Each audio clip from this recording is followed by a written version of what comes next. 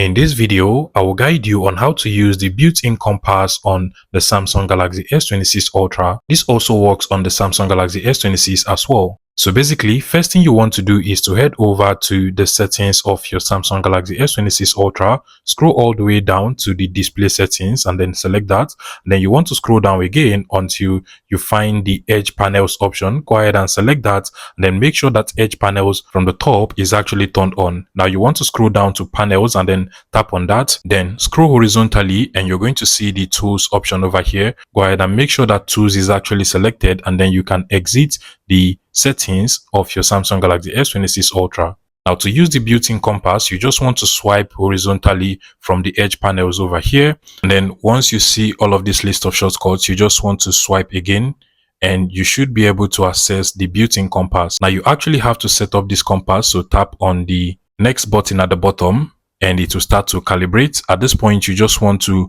move your phone around so that it can actually get used to your movement and motion. And after some time, it should actually start working. As you can see from over here, it is able to tell me my actual location with the longitude and latitude. And trust me, this works absolutely well. If this tutorial was helpful, please make sure you smash that like button and subscribe to this YouTube channel, guys.